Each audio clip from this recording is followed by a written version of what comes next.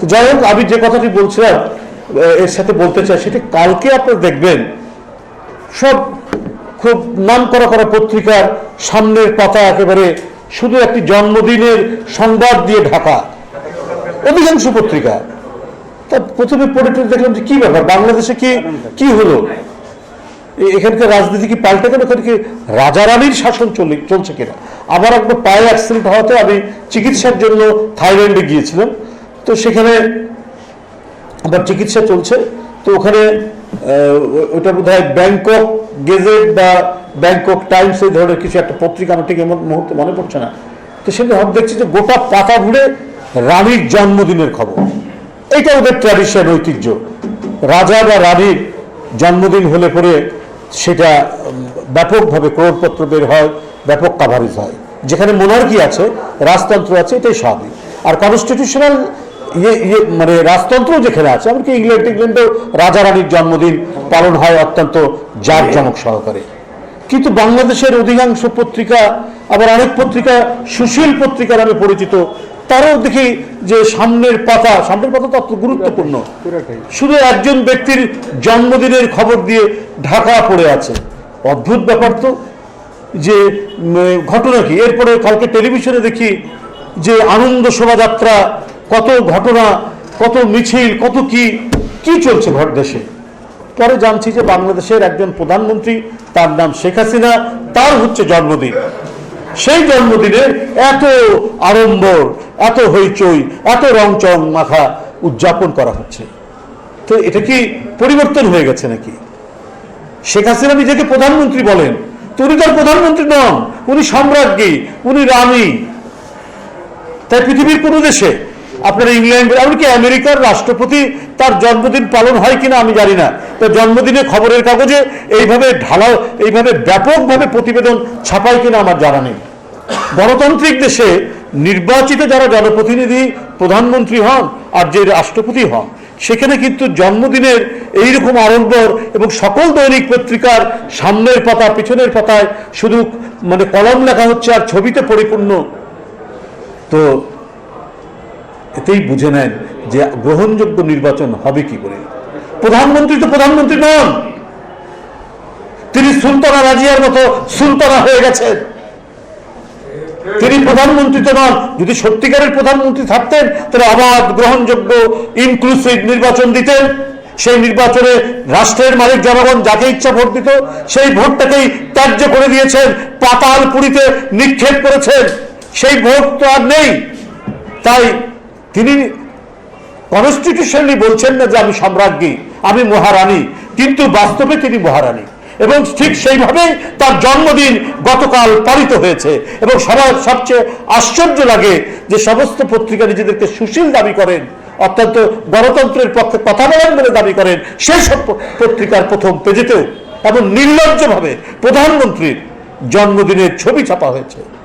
সেটা এখন বলতেও আমাদের লজ্জা লাগছে। মনে হয়েছে গতকাল যেন আরব্য রজনীর আলিফ লাইলার কোনো একজন মহারানীর জন্মদিন পালিত হচ্ছে। ঠিক পরিবেশটা এরকমই ছিল। কালকে যদি আপনি টেলিভিশন দেখতেন, তো সেখানেও সেই অবস্থা। আর সারাদিনের পত্রপত্রিকা দেখলেও মনে হচ্ছে যে আমরা আলিফ লাইলার যুগে ফিরে গেছি, আমরা আরব্য রজনীর যুগে ফিরে গেছি। ঠিক সেই পরিস্থিতি সেখানে চলছে। অবশ্য আরব্য রজনীর যুগ তো আওয়ামী লীগের ভিতরে আছেই। আলাল ভাই বলেছেন খুব ভালো করে যে বাংলাদেশ থেকে, মানে বাংলাদেশের নাকি এতই উন্নতি, সে উন্নতির কোনো শেষ নেই। কিন্তু যে সবচাইতে যে বড় উন্নতি, এইটা আবার আওয়ামী লীগের মন্ত্রীরা বলেন না। সেটা হচ্ছে টাকা পাচারের এত উন্নতি, 11 লক্ষ কোটি টাকা বাংলাদেশ থেকে মানে ফ্লাইট হয়ে গেল। এই উন্নতির কথা তারা সেখানে বলেন না। এবং এই উন্নতির টাকা যেটা পাচার হয়ে গেল, সেটাই তো আজকে মার্কিন যুক্তরাষ্ট্রে, কানাডায়, মালয়েশিয়ায়, যুক্তরাজ্যে, দুবাইয়ে, সেখানে সুন্দর সুন্দর কটেজ কেনা হয়েছে, সুন্দর সুন্দর বাড়ি কেনা হয়েছে। তারা আরব্য রজনীর মধ্যে দিনাতিপাত করছেন। তারা যে কোনো মুহূর্তেই মনে করছে হঠাৎ যদি কিছু বাংলাদেশে ঘটে যায়, তাহলে এই সমস্ত দেশে আমরা সুখের নীড়ে বাস করব, আমাদেরকে আর পাইকে। তাই বাংলাদেশ থেকে যত পারো পদ্মা সেতুর নামে, ফ্লাইওভারের নামে, উড়ান সেতুর নামে যত টাকা আসে পাঠাও পাঠাও, কানাডায় পাঠাও, মালয়েশিয়ায় পাঠাও, যুক্তরাজ্যে পাঠাও, রাশিয়ায় পাঠাও, দুবাই পাঠাও, পাঠাতে থাকো। আমরা আজীবন আমাদের সন্তানরা, আমাদের নাতি নাতনিরা তারা সকলেই সুখের নীড়ে বাস করবে।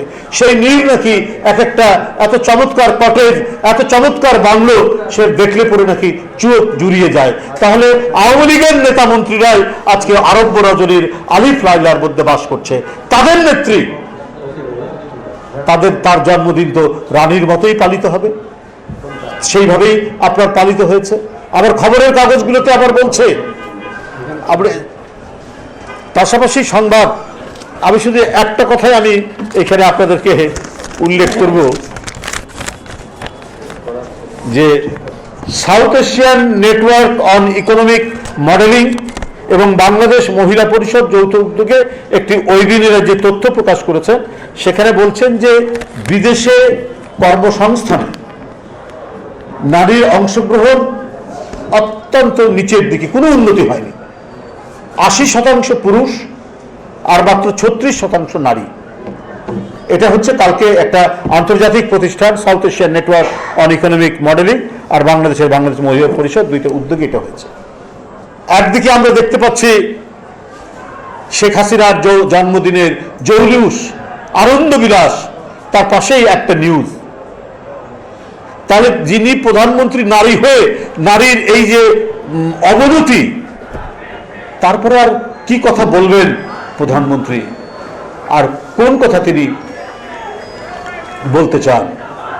আপনার কালকে তার জন্মদিনের আলোচনায় মন্ত্রীরা বলেছেন যে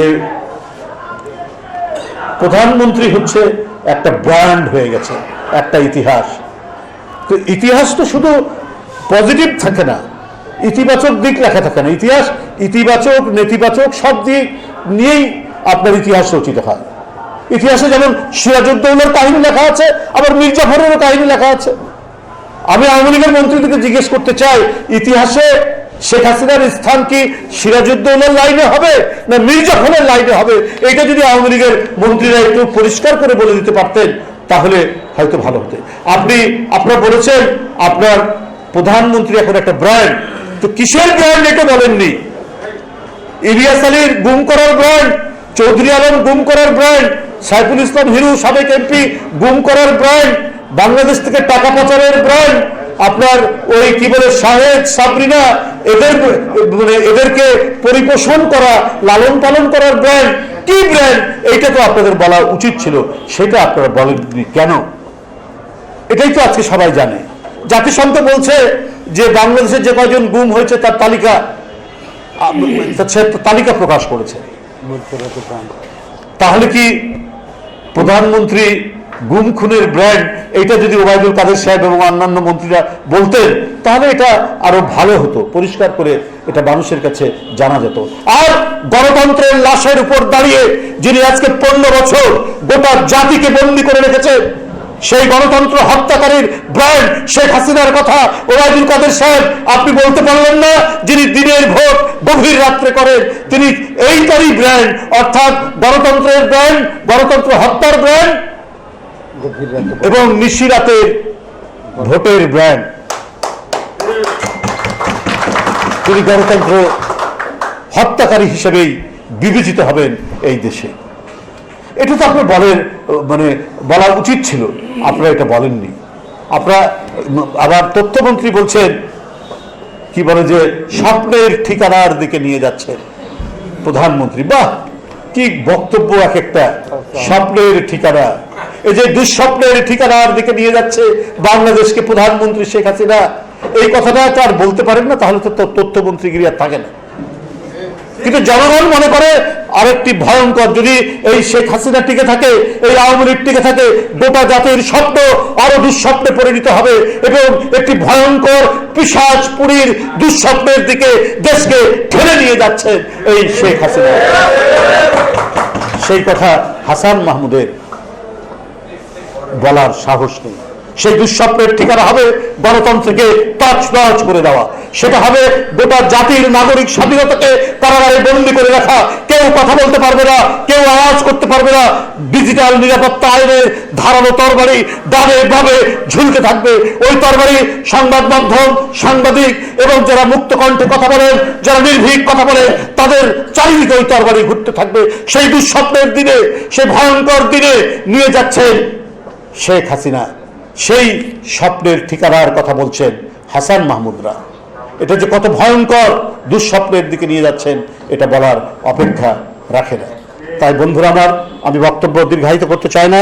আমি শুধু এইটুকু বলতে চাই যে গ্রহণযোগ্য নির্বাচন করতে হলে গ্রহণযোগ্য সরকার থাকতে হবে। গ্রহণযোগ্য সরকার না হলে গ্রহণযোগ্য নির্বাচন হবে না এবং গ্রহণযোগ্য নির্বাচন কমিশন হবে না। কারণ শেখ হাসিনা চাইবে আরেকটি নুরুল হুদা খুঁজে নিয়ে আসতে, তাকে দিয়ে দিনের ভোট রাত্রে করার যত ধরনের আয়োজন, সেই আয়োজন তিনি করার চেষ্টা করবে। সুতরাং সরকারের পতন, শেখ হাসিনার পতন, আওয়ামী লীগের পতনের মধ্যে দিয়েই যে নির্দলীয় নিরপেক্ষ সরকার হবে এবং তাদের মাধ্যমে সকলের সাথে পরামর্শের মাধ্যমে যে নির্বাচন কমিশন হবে, সেই নির্বাচন কমিশনের মধ্যে দিয়েই একটি ইনক্লুসিভ, স্বচ্ছ, সকলের অংশগ্রহণমূলক এবং সকলের পার্টিসিপেটরি যে নির্বাচন, সেই নির্বাচনে বিএনপি বিশ্বাস করে। তার জন্যই সংগ্রাম, তার জন্যই আন্দোলন এবং তার জন্যই আমাদেরকে প্রস্তুত নিতে হবে। একটি বারুদের গন্ধ এবং বন্দুকের যে তাক করে থাকবে, সেটাকে উপেক্ষা করেই আমাদেরকে এই সরকারকে পতন ঘটিয়ে আমাদের গণতন্ত্রকে আবার অন্ধকার গুহা থেকে আলোর মধ্যে ফিরিয়ে আনতে হবে। আপনাদের সকলকে ধন্যবাদ।